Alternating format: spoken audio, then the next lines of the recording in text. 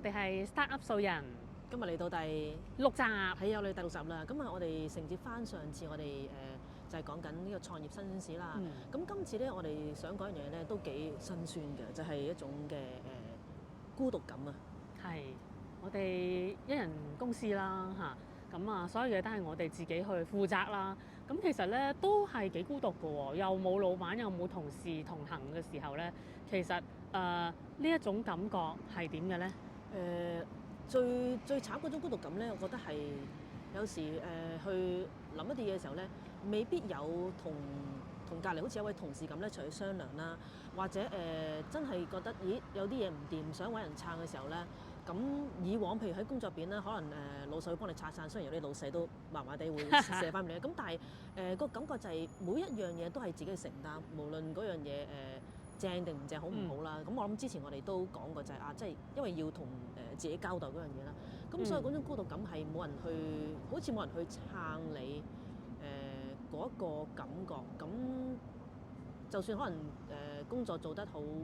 辛苦都好，或者好多嘢要預備啦。咁喺一日入邊咧，其實你就係自己對住自己，同埋對住個 AI 啦嚇，或者個手機同埋 laptop 啦。咁比起以往可能喺工作職場入邊，可能每日都有飯腳同你一齊食飯，食緊飯嘅時候，哇！大家喺度狂訴苦或者喺度鬧啲同事咁先算啦嚇嘅時候咧，咁個感覺就有好大分別咯。咁所以一個人同埋嗰個一個人個孤獨感係幾強嘅。不過如果你係喜歡一個人工作嘅時候咧，咁其實亦都有好處啦。林在你咧？我自己其實傾向咧係中意一個人工作嘅，係啦，咁都 enjoy 呢個狀態啦。咁當然亦都有時候咧自己做嗰啲嘢啦，究竟我個方向係啱唔啱咧我要點樣行咧我亦都唔係所有嘢嘅 expertise 嚟㗎嘛。係啊，咁點算啊？ true 啊！係啊，咁其實有時候雖然我而家個好同事 AI 咧都好幫手嘅，係咁 AI 但最正。係有時佢會同我講咧唔夠資訊啊，俾唔到嘢我啊咁樣。咁所以其實咧有時候我都需要咧有啲身邊嘅人啊、朋友啊，或者係一啲嘅合作伙伴咧，同我一齊去商量一啲嘢去傾下究竟feedback 一下，究竟我而家做嘅嘢咧啱唔啱啦，或者咧係適唔適合咁樣樣嘅。係咁所以我哋我自己啦，有時都會即係同朋友商量啦，或者同我哋合作伙伴嘅時候傾多少少啦，咁個孤獨感就會減低啲啦。咁不過孤獨一邊其實反翻轉頭過嚟睇啦，我覺得係其實最大好處就係我自己去做嘅嘢嘅時候咧，咁可以自己全權去策劃啦，成個流程啦，或者有個意念或者嗰個 vision 想點樣去做嘅時候咧，都可以自己去做個決定。咁變咗沒有綁手綁腳嘅感覺啦，咁就隨住感覺啦，喺一個大嘅方向下面去做咧，咁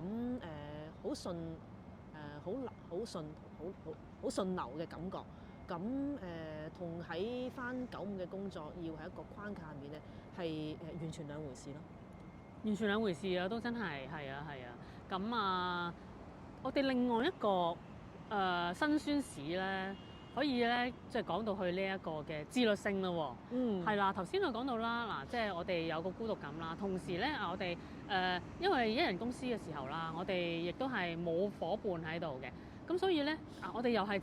只係會同自己交代咁但係每個人其實咧都有嗰種嘅惰性啦又或者咧係有拖延症有個拖延嘅狀態咁樣啦，咁所以咧其實一個自律性咧喺工作方面咧點都需要有嘅喎。係啊，咁可以share 一個即係自己經驗啦，就係嗱頭先講拖延啦，咁我自己都會嘅，咁平時要出嘅嘢regular 可能要做嘅時候，有時都會拖1-2日咁樣啦，其實就會有啦嚇。咁但係好奇怪咧，即係當同朋友要夾嘢嘅時候，或者合作伙伴嘅時候，譬如可能我同林在去夾一啲 live 嘅時候啦，咁知道呢一日我哋夾咗時間要出嘅時候咧，咁就會好積極、好有動力咧，要去做嘢啦。因為我哋可能要首先去大家傾咗個 topic 先啦，咁可能要寫翻啲重點，要有少少 script 咁啦 preparation 啦，咁跟住到要去做一啲 promotion 嘅時候，咁我哋都會咧係會出 post creative 啦，咁都要大家去 review 去睇咁樣啦，咁咧就啲嘢咧去得好快，bang bang聲咁樣噶咯喎。真係嘭嘭聲嘅喎，我都有個體驗就係咧，一路都好想啦去搞一啲課程咁樣樣嘅咁但係咧由於自己咧可能咧都係有少少怯咁所以咧都會咧係未完全咧可以咧行出嚟去做呢件事啦。咁如果有個 partner 喺度嘅時候咧，我感受到咧，咦，大家拍即合和嗰個狀態係啦，一陣推波助瀾，互相喺度咧去傾咧，就有種好 synergy 嘅感覺。咁啲嘢咧原來好快就可以出到嚟嘅，咁我覺得咧呢個體驗咧係非常之好啊。咁所以其實雖然我哋係一人公司，但係咧其實我哋咧係可以運用身邊嘅人。一啲朋友、一啲嘅 partner 咧，去同我哋一齊咧去一啲嘅同行啦，去做一啲嘅 collaboration 啦，一啲合作嘅時候咧，就可以咧讓啲嘢咧可以行得好快。行得快之餘咧，同埋頭先講 collaboration 同埋個 synergy 咧，喺一個人嘅工作層面咧，其實有時未必可以達到嘅，即係始終一個人諗嘅嘢啦，個思路或者睇嘅嘢咧有限啦。咁當我哋同人哋合作嘅時候，一個人又好，或者同兩三個人合作好咧，咁即係個 synergy 或者諗到嘢咧就會差好遠咯。咁所以喺嗰個我諗創入邊嘅辛酸，除咗我哋話個孤獨之外咧，咁孤獨其實亦都俾咗另外機會我哋去揾多啲資源俾自己，同唔同嘅合作，咁更加之可以擴展到自己可以做嘅嘢同埋個視野咯。冇錯啊，係啊，講到自律性啦，其實咧我哋行出嚟呢一個9596嘅工作啦，而去自己去做自己工作啦。有啲人咧就可能會話啦，其實咧創業咧反而咧你咧係需要咧騰出更多時間去做好多嘢嘅。你覺唔覺咧？我咧本來都覺得開頭都覺得有啲認同啦。我係咪咧應該咧要由朝到晚坐喺屋企或者其他地方咧去做進行咧？我發覺咧，咦又唔係喎，咁樣咧反而咧令我效率低咗嘅喎。因為咧其實我哋而家做嗰啲嘅創業咧，其實呢個創造力係好需要嘅。反而可能有時我哋咧喺附近甚至乎喺海旁一路行一路咧，你咧就能夠有好多唔同嘅 idea 啦，呢樣嘢咧反而咧就讓我能夠咧更加容易去做好多唔同嘅工作。例如咧而家其實咧真係唔需要咧坐喺一個地方去工作啊，你手機就能夠做好多唔同嘅嘢，甚至乎可能喺公園或者係去一路行一路去諗一啲嘢，即刻咧就 dictation 落去你嘅手機嗰度都可以嘅喎。係啊，尤其是啲 dictation 好多時分享到即係網上平台，可能大家都好習慣啦。我自己就係都有少少同林在差唔多啦，都會係外出行下咁啦。咁我諗我嗰樣嘢就係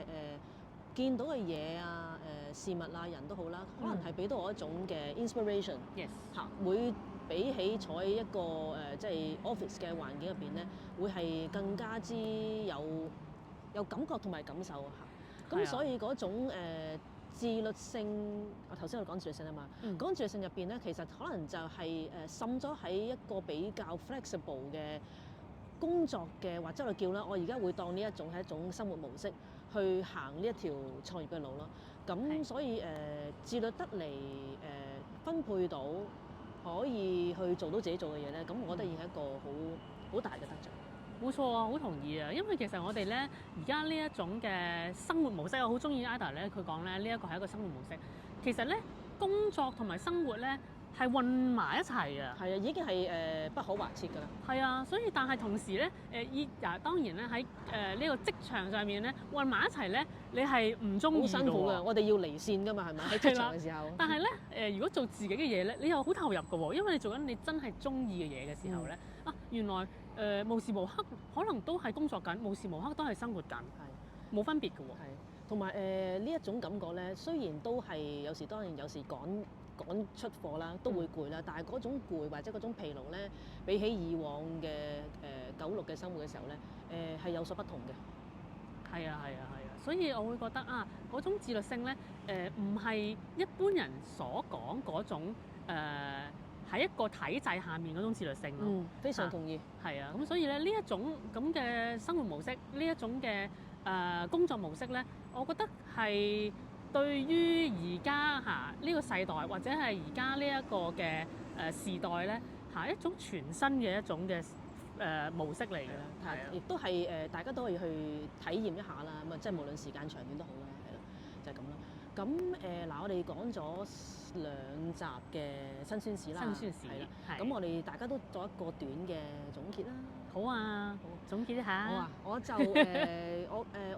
我會覺得喺個即係創業嘅路上嘅辛酸呢一 part 咧，其實每一個辛酸位咧，其實都俾到我哋另外一個方向，就睇翻有啲咩嘢其實可以 expand 啦，點樣可以將即係我哋遇到嘅挑戰啦或者困難啦跨過嘅。咁定時咧，或者當我哋即係遇到一啲好困難嘅時候啦，或者好 down 嘅時候，頭先林總都講過啦。咁其實都係一個可以自己去 review 自己嘅一個時間。咁